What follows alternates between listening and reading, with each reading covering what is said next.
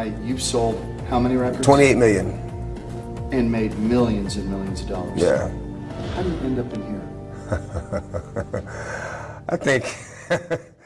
I think everyone who's watching knows how I ended up in here. I don't know if they do. I'm pretty sure they do. Anytime you get it, I'm pretty sure they do. You know, there's how do I end up in here? Never let anyone, something another woman friend of mine, Joy, told me, never let anyone take you off your square. And if it feels uncomfortable, then you are probably not in the right place. You know, just don't sell your soul. You know, and men and women do this. You know, I would say even to young boys. I've seen young boys get turned out in this industry too.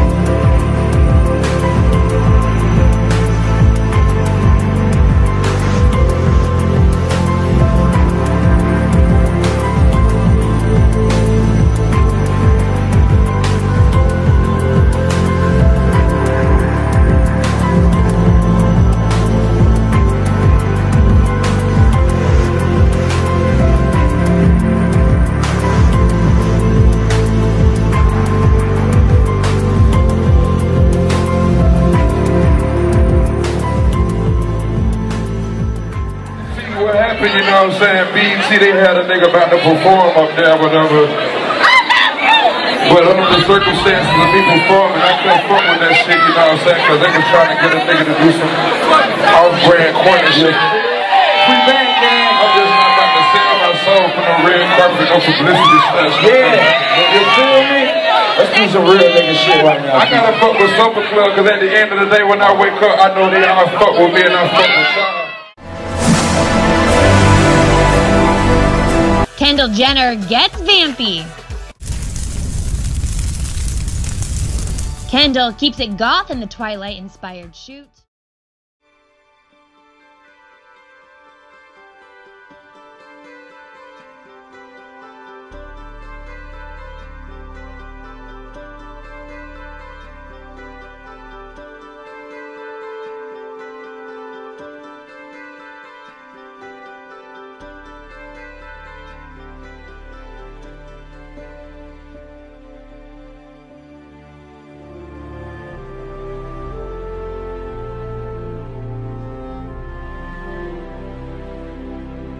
And there's also parts in the album where you speak to Lucy. Lucifer. Yep. The devil. So you it's trippy. You see both sides of. Yeah, man. It's when I go inside, I may do an after party. I see it all around, man. I may do an after party, and this is how I'll be able to write these records, because it's not just the positive energy that speaks to me, it's the negative too, it's the evils too, and we all have temptations. Right. You know, me, I'm just fortunate enough to translate them temptations through record. Right. You know, I always said that this is truly a gift for me. Putting these records out is a gift for me, because I'm not only a voice for myself, but I'm a voice for people who can't express themselves like that. Right. And Lucy is one of my favorite records because it's me actually coming to realization of the evils rather than acting like it's not going around. My faults are not happening. My faults are happening right in front of my face. I gotta present them. That reminded me in a way, and not to compare it to anything, because I do think this is an original, maybe one of the most original works we've seen in a long time, but it reminded me a little bit of Snoop. Yeah. And Murder Was the Case, where he had that conversation with the devil, with Lucifer, and that temptation was in his face. And of course. Seems like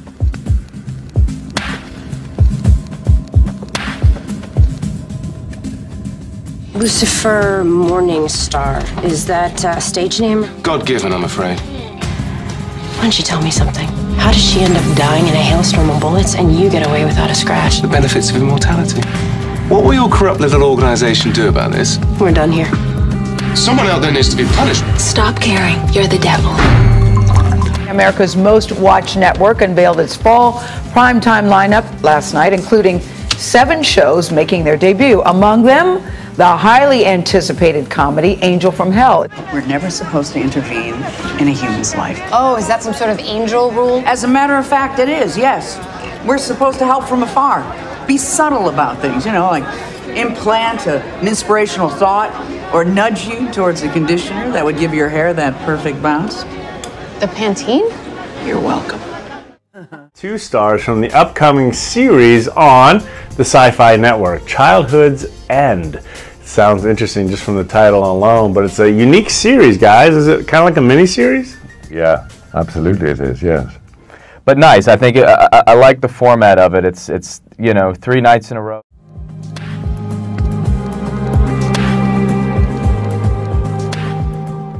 I play, as you say, a character called Karelin, who is an overlord. And the overlords come to Earth at a time when there is economic crises, wars, disease. The world's in a very bad way. Arthur C. Clarke wrote that in 1954. Here we are in 2015. We have economic crises. We have people with not enough food to eat. We have an increasingly serious war going on in the Middle East. So, you know, anyway, what happens is that these superior beings come to Earth to supervise the running of the planet. And we eradicate disease, economic crises, wars, and create a utopia that lasts for 100 years. Mm-hmm. But utopia comes at a price. Of course.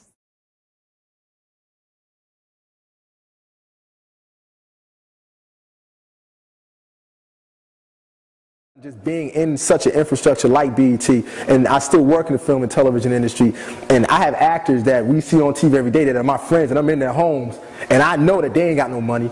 I've been over rappers' cribs that will go on MTV cribs talking crazy, and I've been in their house like, word, you living a little bit better than me, because it's all based off perception. Even going back to what the brother talked about with the homosexuality with the rappers, here's the kicker. It's not that the rappers are gay. That's not it. That's a misconception. What it is, it's about control. See, that's what makes it, that's why you see so many buffoons nowadays in television and film, doing things that we know are like, wow, Jamie Foxx, you would say that? Wow, Jay-Z, you would actually sit there and do an anti-Semitic commercial? Because they're in a bind, because see, Jay-Z's not gay.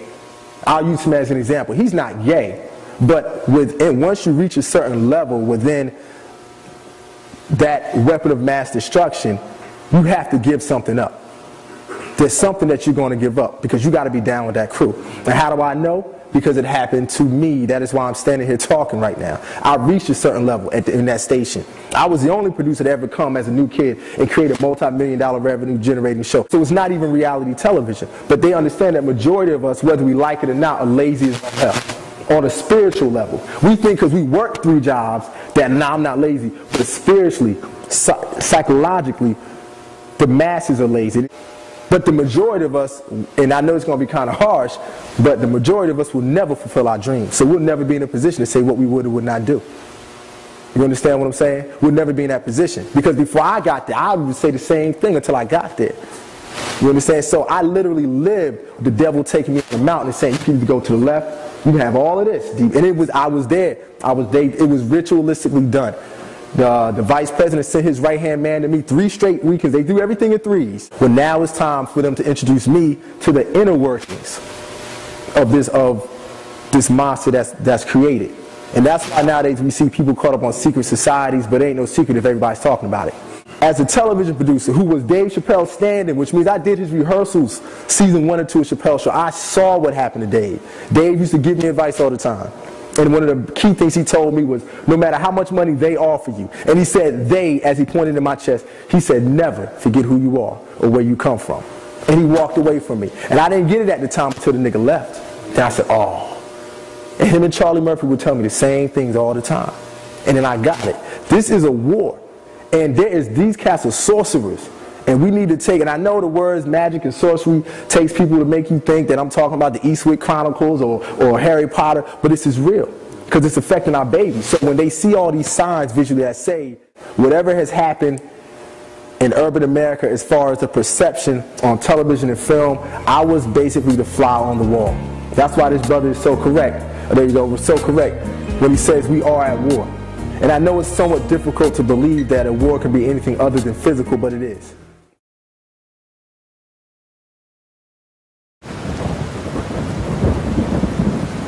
He asking me, you know what I'm saying, if I was going to sell my soul, telling me what I needed to do to take my career to the next level in dark. And I came to the realization that this world is nothing like we thought it was. And I also came to realize that the world is not controlled and run by the people and the institutions that we're told it is.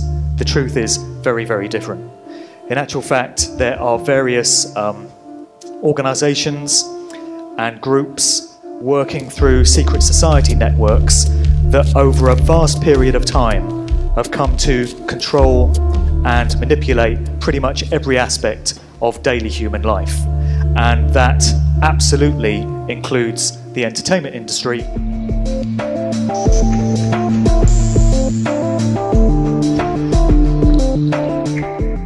So in all these cases, we have the control system that is running the show when it comes to the music industry, placing their little calling cards and their little clues in plain sight. They're letting you know who owns these artists, because their asses are owned, lock, stock and barrel. And there's a phrase that you often hear, which is, they've sold their souls for fame and fortune. And I would suggest that rather than that being a myth or a convenient kind of quip or phrase, there is a lot of truth to that statement. I didn't know, you know what I'm saying, I never really heard the gospel in its purest, you know what I'm saying, in purity and in truth, you know what I'm saying. I ain't know that Jesus Christ was the only way.